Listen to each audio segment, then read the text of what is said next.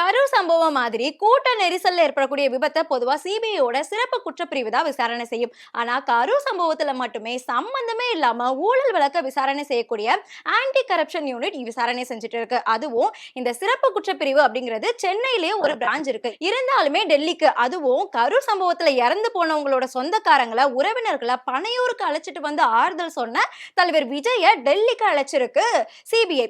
ஆனா அதுக்கு எந்த ஒரு பதிலுமே சொல்லாம, எந்த ஒரு எதிர்ப்புமே தெரிவிக்காம, வாயே திறக்காம தனி விமானம் மூலமா டெல்லியில ஆஜராகியிருக்காரு விஜய். ஒரு பக்கம் சிபிஐ விசாரணைக்காக டெல்லியில் ஆஜரான விஜய், இன்னொரு பக்கம் ஜனநாயகன் சென்சார் குறித்த சிக்கலை ஜனவரி 23ஆம் தேதிக்கு தள்ளி வைத்த நீதிமன்றம். இது பத்தாது அப்படின்னு மீண்டும் அஸ்திரத்தை கையில் எடுத்த வருமான வரித்துறை. இப்படி நாலா பக்கமும் சுற்றி வளைக்கப்பட்டிருக்கிறார் விஜய். இதுல இருந்து எப்படி சமாளிக்க போகிறார்? மதிமுகம் டிகோடில் விரிவாக பார்க்கலாம். நான் இசை.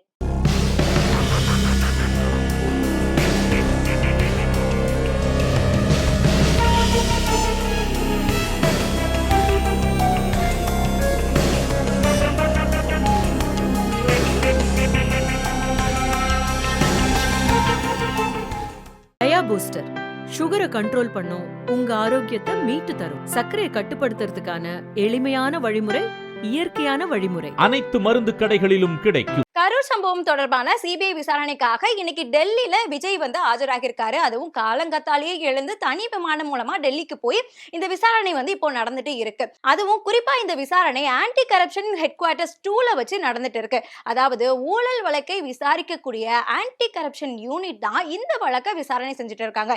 இதுவே ரொம்ப வினோதமா தான் இருக்கு. ஆனா இது பத்தாது அப்படின்னு சொல்லிக்கிட்டு இந்த விசாரணையோட முதல் நாளான இன்னைக்கு விஜய் கிட்ட 100 கேள்விகள் கேட்கப்பட்டிருக்கதா தகவல் வெளியாகி இருக்கு. அதுல ஒரு சில கேள்விகளுமே நமக்கு கிடைக்க வந்திருக்கு. குறிப்பா இதுல கவனிக்க வேண்டிய கேள்வியா, கரூர் பெருங்கூட்டத்துக்கு மத்தியில விஜயோட வாகனம் ஊர்ந்து செல்றதுக்கு அனுமதிக்கப்பட்டது எப்படி, அதுக்கு அனுமதி கொடுத்தது யாரு அப்படிங்கிற கேள்வி முன் வச்சிருக்காங்க. அது மட்டும் இல்லாம அதிக அளவுல கூட்டம் கூடியது தொடர்பான தகவல்கள் காவல்துறையிடம் பகிரப்பட்டதா, அதாவது உங்களுக்கு கூட்டம் கூடும் அப்படிங்கிறது முன்னாடியே தெரியும். இந்த விஷயங்கள் எல்லாத்தையுமே நீங்க முன்னாடியே காவல்துறை கிட்ட சொன்னீங்களா, எங்களுக்கு எக்ஸ்ட்ரா ஃபோர்ஸ் வேணும் அப்படின்னு ஏதாவது ஒரு ரெக்வெஸ்ட் இங்க வச்சீங்களா அப்படிங்கிற ஒரு கேள்வியும் கேட்கப்பட்டதா இப்ப தகவல் கிடைச்சிருக்கு. இது மட்டும் இல்லாம விஜயோட பிரச்சார வாகனத்தோட நகர்வுகள் ஏற்கனவே திட்டமிடப்பட்டதா இல்லையா அப்படின்னு சொல்லிட்டு, இந்த வாகனம் எங்கெங்க போகணும் போகக்கூடாது அப்படின்னு சொல்லிட்டு நீங்க ஏற்கனவே ஒரு பிளான் வச்சிருந்திருப்பீங்க.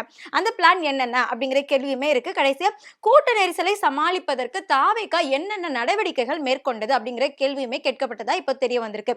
இது முக்கியமான கேள்விகள். இது இல்லாம நீங்க ஏன் லேட்டா போனீங்க, அங்க மயங்கி விழும்போது நீங்க ஏன் பேசிக்கிட்டே இருந்தீங்க, அதுக்கப்புறமா நிறைய பேர் தலைமறைவானாங்க அப்படிங்கிற ஒரு செய்தி இருக்கு, எல்லாருமே எங்க ஒளிஞ்சிருந்தீங்க, இந்த மாதிரியான பொதுவான கேள்விகளுமே கேட்கப்பட்டிருக்கு. இப்படி மொத்தமா 100 கேள்விகள் இன்னைக்கு விஜய் கிட்ட கேட்கப்பட்டிருக்கதா நமக்கு தகவல் கிடைக்க வந்திருக்கு. இதுக்கு முன்னாடி புஷி ஆனந்த், ஆதவ் அர்ஜுனா, நிர்மல் குமார், மதியழகன் பத்தாதுன்னு சொல்லிக்கிட்டு விஜயோட கேரவன் டிரைவர் வரைக்குமே கண்டினியூஸா 3 நாள் வச்சு சிபிஐ விசாரணை செஞ்சு அனுப்பியிருந்தாங்க. சோ தாவேகாவோட நிர்வாகிகளுக்கே இந்த நிலைமை அப்படின்னா விஜய்க்கு என்ன நிலைமை, விஜய்க்கு இந்த விசாரணை அப்படிங்கிறது எத்தனை நாள் தொடரும் அப்படிங்கிற மிகப்பெரிய எதிர்பார்ப்பு இருந்துட்டு இருக்கு. சோ இந்த கேள்விகளுக்கான பதில் என்ன அப்படின்னு பார்க்கும்போது ஒரு சில அரசியல் விமர்சகர்கள், பத்திரிகையாளர்கள் எல்லாமே இந்த விசாரணை அப்படிங்கிறது 5 நாட்கள் தொடரலாம் அப்படின்னு சொல்றாங்க. அதாவது ஒரு நாளைக்கு 100 கேள்விகள் அப்படின்னு வச்சு 5 நாட்கள் தொடரலாம் அப்படின்னு சொல்றாங்க. ஆனா இது எல்லாமே அப் டு விஜய். அதாவது விஜய் முன்னாடி 2 ஆப்ஷன் வைக்கப்பட்டிருக்கு, துப்பாக்கி படத்துல வர மாதிரி. இதுல முதல் ஆப்ஷன் ஒரே ஒரு கேள்விதான், கூட்டணிக்குள்ள வரியா இல்லையா. இதுல 2வது ஆப்ஷன் 5 நாட்கள் 100 கேள்வி, அதாவது மொத்தமா 500 கேள்விகள். இப்போ பத்திரிகையாளர்கள் கேட்கக்கூடிய ஒரு 5 கேள்விக்கே விஜயால பதில் சொல்ல முடியாத நிலைமையில தான் இருக்கிறாரு. அந்த நிலைமையில 5 நாட்கள் 500 கேள்விகளுக்கு விஜய் எப்படி பதில் சொல்ல போறாரு அப்படிங்கிற ஒரு அச்சத்துல தாவேகாவினர் இருக்கிறதாகவும், சோ அதனால நீங்க ஆப்ஷன் 1ஐயே சூஸ் பண்ணுங்க அப்படின்னு சொல்லிக்கிட்டு ஆலோசனை சொல்லி விஜய் அனுப்பியிருக்கிறதாகவும் தகவல் டெல்லியில இருந்து நமக்கு பிரத்யோகமா கிடைக்க வந்திருக்கு. கூட்டணி அப்படின்னு சொன்ன உடனே என்டிஏ கூட்டணிக்குள்ள விஜய் இணைய போறாரா அப்படிங்கிற ஒரு மிகப்பெரிய கேள்வி இருக்கும். கூட்டணி அப்படிங்கிறது என்டிஏ கூட்டணி கிடையாது, கள்ள கூட்டணி. அதாவது சீமான் மாதிரி. உதாரணத்துக்கு சொல்லணும் அப்படின்னா அவங்களோட தற்குறிகளோட கண்ணுக்கு பாஜக கொள்கை எதிரி, ஆனா அவங்களோட மெயின் டார்கெட், அதாவது தாவேகாவோட மெயின் டார்கெட் அப்படிங்கிறது திமுகவை அடிக்கிறது. இதுதான் அந்த 2வது ஆப்ஷன், இந்த கூட்டணி அப்படிங்கிறதுக்கு பொருள். உதாரணமா பார்த்தோம் அப்படின்னா பாண்டிச்சேரியில போய் திமுகவுக்கு ஓட்டு போடாதீங்க அப்படின்னு சொன்னதா இருக்கட்டும், ஜனநாயகன் படம் வெளிவராததுக்கு சிபிஎஃப்சி அப்படிங்கிறது திமுகவோட கைகூலி அப்படின்னு சொல்றதா இருக்கட்டும், இப்படி சம்மந்தம் இல்லாம திமுகவை அடிக்கணும் அப்படிங்கிறது தான் தாவேகாவோட மெயின் டார்கெட். இதுதான் ஆப்ஷன் 1. சோ விஜய் அவர்களுமே இந்த ஆப்ஷன் 1 தான் தேர்ந்தெடுக்க போறதாகவும் தெரிய வந்திருக்கு. அப்படி இல்ல அப்படின்னா விஜய்க்கு டெல்லியில தான் பொங்கல் அப்படிங்கிறதையும் அமித்ஷா அவர்கள் அவங்களோட அரசியல் மூலமா தெரியப்படுத்திருக்கதாகவும் நமக்கு டெல்லியில இருந்து பிரத்யேகமா தகவல் கிடைச்சிருக்கு. இன்னொரு பக்கம் பார்த்தோம் அப்படின்னா நல்ல நல்ல பிளேயர்ஸ் எல்லாமே வந்து என்டிஏ கூட்டணிக்குள்ள வந்தாங்க அப்படின்னு நாங்க வேணா நான் சொல்லுவோம் அப்படின்னு சொல்லிக்கிட்டு அண்ணாமலை ஒரு பக்கம், இன்னொரு பக்கம் பயப்படாம போயிட்டு வாங்க விஜய் நாங்க இருக்கோம் அப்படின்னு வாசன் நாய்க்கர் மாதிரி வானதி ஸ்ரீனிவாசன் ஒரு பக்கம் விஜய்க்கு வந்து நம்பிக்கை கொடுத்து அனுப்பியிருக்காங்க.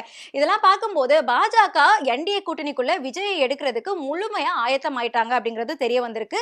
இன்னொரு பக்கம் விஜயும் வாயை மூடி பேசிட்டு இருக்கிறத பார்க்கும்போது விஜயுமே அதுக்கு வந்து மௌனம் சம்மதம் அப்படின்னு சொல்ற மாதிரி அதுக்கு வந்து கிரீன் சிக்னல் காட்டுற மாதிரியான தகவலுமே நமக்கு கிடைக்க வந்திருக்கு. மொத்தத்துல பார்த்தோம் அப்படின்னா பாஜக இவங்க ஒரு பக்கமும், இன்னொரு பக்கம் காங்கிரஸ் நம்ம சமீப காலமா பார்த்துட்டே இருந்திருப்போம். இந்த தற்கொலை கூட்டத்துக்குள்ள காங்கிரஸும் அங்கங்க உலாவிட்டு இருக்கிறதா பார்த்துட்டு இருக்கோம். பிரவீன் சக்கரவர்த்தியில இருந்து ஆரம்பிச்சு, அதாவது ஒரு 2 மாசங்களுக்கு முன்னாடியே பிரவீன் சக்கரவர்த்தி தாவேக்காவுக்கு ஆதரவா தான் பேசிட்டு இருக்காரு. இதுக்கு ஒரு காரணம் வந்து இப்போ தெரிய வந்திருக்கு. என்ன அப்படின்னா பராசக்தி படத்துல முழுக்க முழுக்க காங்கிரஸ் தான் போட்டு அடிச்சிருப்பாங்க. ஏன்னா இந்திரா காந்தில இருந்து ஆரம்பிச்சு பக்தவத்சலம், அதாவது இப்ப பொம்மை முதலமைச்சர் அப்படிங்கிற ஒரு டேர்ம் வந்து ரொம்ப ஃபேமஸா இருக்கு இல்லையா, அதுக்கு பேர் போனவரே பக்தவத்சலம் தான். மத்திய அரசு எப்படி ஆட்டி வைக்குதோ அதுக்கு எல்லாமே நல்ல நான் நூலாட்டி பொம்மை மாதிரி ஆடுவேன் அப்படிங்கிறத நிரூபிக்கிற மாதிரியான அந்த விஷயங்கள் எல்லாமே ரொம்ப தெளிவா எடுத்து காட்டி பாஜகவை போட்டு பொழந்து எடுத்திருக்கிற பராசக்தி படத்துல இதுதான் இருக்கு அப்படிங்கிறத ஆர்எஸ்எஸ் ஓட கைக்கூலியான பிரவீன் சக்கரவர்த்தி முன்னாடியே தெரிஞ்சுட்டு, சரி இப்போ திமுகவோட கூட்டணி வந்து நமக்கு இனிமே செட் ஆகாது, இனிமே நம்ம வந்து தாவேகா பக்கமா போவோம், இல்ல அப்படின்னா திமுகவை மிரட்டி வைக்கிறதுக்கான ஒரு செயலா வந்து தாவேகா பக்கம் ஆதரவா செய்வோம் அப்படின்னு சொல்லிட்டு தான் 2 மாசத்துக்கு முன்னாடியே பிரவீன் சக்கரவர்த்தி தாவேகாவுக்கு ஆதரவா பேசிட்டு இருந்திருக்காரு. அதை தொடர்ந்து பார்த்தோம் அப்படின்னா நம்ம வந்து எம்பி மாணிக்கம் தாக்கூர்ல இருந்து ஜோதிமணி வரைக்குமே இப்ப தாவேகாவுக்கு ஆதரவா களமிறங்கி இருக்காங்க. இதுக்கு காரணம் என்ன அப்படின்னு பார்த்தோம் அப்படின்னா இந்த தேர்தல் அப்படிங்கிறது எம்பிக்களுக்கான தேர்தல் கிடையாது, இதனால நமக்கும் இந்த தேர்தலுக்கும் சம்பந்தமே இல்லை, அதனால போற போக்குல அடிச்சு விட்டு போவோமே, சும்மா தானே இருக்கிறாரு விஜய் அப்படின்னு சொல்லிட்டு அவங்களும் விஜய்க்கு வந்து ஆதரவா பேசிட்டு இருக்காங்க. சோ இந்த தேசிய கட்சிகளோட சண்டையில விஜயோட மண்டை பொழக்க போகுது அப்படிங்கிற தகவலுமே நமக்கு கிடைக்க வந்திருக்கு. அதாவது எப்படின்னா பராசக்தி படத்துல திமுகவுக்கும் தாவேகாவுக்கும் உள்ள சண்டையில எஸ்கே போட்டு பொழந்து எடுத்தாங்க இல்லையா, அந்த மாதிரி. ஆனா எஸ்கே வச்சும் பரவாயில்ல, வாயுள்ள புள்ள பொழைச்சிக்கிச்சு. ஆனா விஜய் அவர்கள் எந்த விஷயத்திலுமே வாயை திறக்காம இப்போ வரைக்கும் அந்த அமைதியான ஒரு நிலையை தான் கடைபிடிச்சிட்டு இருக்காரு. சோ இவர் இந்த விஷயத்துல இருந்து எப்படி பிழைக்க போறார் அப்படிங்கிற ஒரு மிகப்பெரிய கேள்வியுமே இருந்துட்டு இருக்கு. எது எப்படியோ இந்த விசாரணை வந்து சக்சஸ்ஃபுல் ஆனா, அதாவது பாஜகவுக்கு சக்சஸ்ஃபுல் ஆனாலும் விஜய் வந்து பாஜகவுக்கு அடிமை. ஒருவேளை தாவேகாவுக்கு சக்சஸ்ஃபுல்லா, அதாவது இந்த விசாரணையில இருந்து விஜய் வந்து ரிலீஸ் செய்யப்பட்டாலுமே அவர் டெல்லிக்கு தான் அடிமை. இது பத்தாது அப்படின்னு சொல்லிக்கிட்டு கொள்கை எதிரின்னு சொல்லிட்டு இருந்தீங்களே, உங்க கொள்கை எங்க போச்சு அப்படின்னு சொல்லிக்கிட்டு மத்த விமர்சகர்களுக்குமே இப்போ விஜய் அடிமையா தான் இருக்காரு. மொத்தத்துல இதுக்கு முன்னாடி ஒரு பச்சை அடிமை உருவான மாதிரி இப்போ ஒரு தற்கொலை அடிமை உருவாகி இருக்கு அப்படிங்கிற ஒரு தகவலுமே டெல்லியில இருந்து நமக்கு பிரத்யேகமா கிடைக்க வந்திருக்கு. சோ என்ன நடக்க போகுது அப்படிங்கறத பொறுத்திருந்து தெரிஞ்சிருப்போம். தொடர்ந்து இணைந்திருங்கள்.